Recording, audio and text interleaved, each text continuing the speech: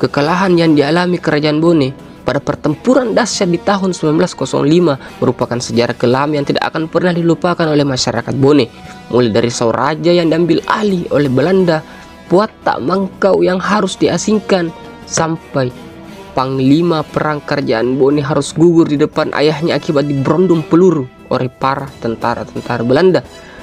Tragedi inilah disebut sebagai Rumpakna Bone atau runtuhnya Kerajaan Bone. Bagaimana kisahnya? Saya Andi Rafli Suradi, langsung saja kita bahas di Bumi Lasura.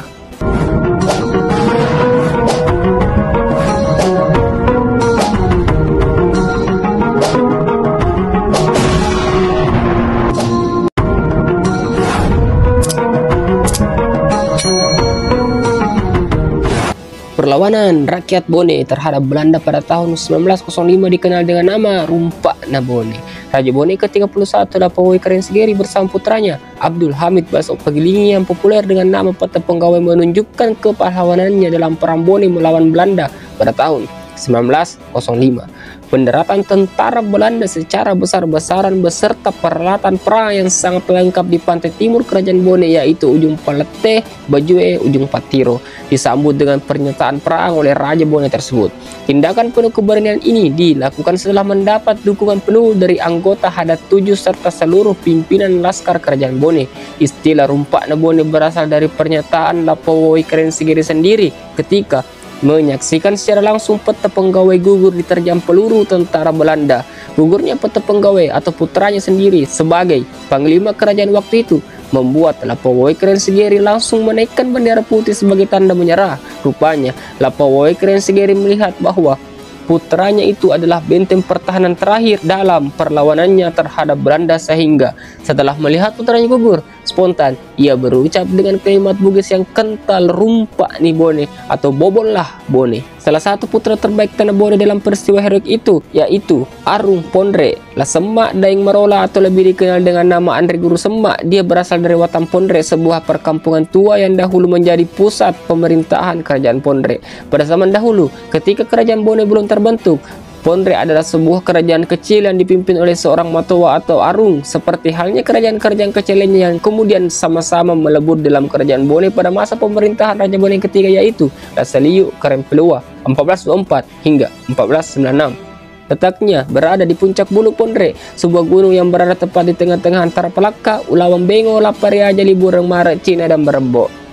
Selama kurang lebih 5 bulan, Juli hingga November 1905, Daeng Marola senantiasa mendampingi Lapawoi Kerensegeri bersama Peta Penggawai melakukan perlawanan dengan taktik gerilya secara berpindah-pindah, mulai dari Pelaka, Pasempe, Gotang, Lamuru, dan Cita di daerah Sopeng hingga ke pusat pertahanan terakhir Bulu Awo, yaitu perbatasan Siwa dengan Tanah Toraja, tempat gugurnya Peta Penggawai.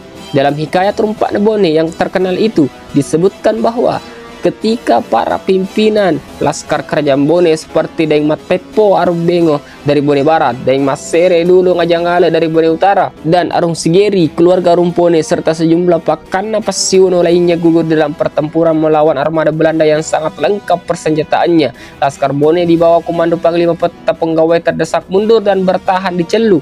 Pada tanggal 30 Juli 1905, tentara Belanda berhasil merebut Sauraja atau Istana Raja di Watampone dan menjadikannya sebagai basis pertahanannya. Sepeninggal Panglima Perang Peta Penggawai, laskar-laskar Kerajaan Bone terpencar-pencar meski perlawanan masih terus berlanjut, terutama laskar-laskar yang berada di wilayah selatan Kerajaan Bone di bawah komando Latamu Paga Arung Labuaja.